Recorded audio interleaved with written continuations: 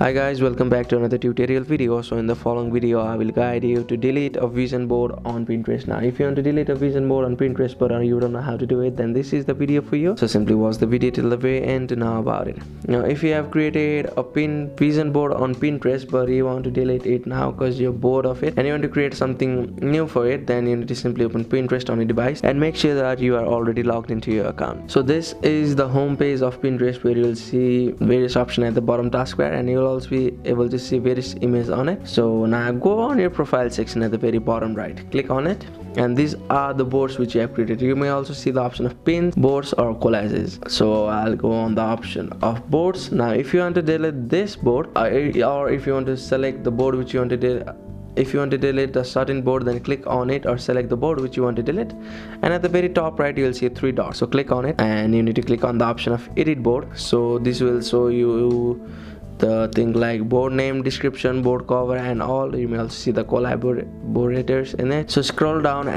till the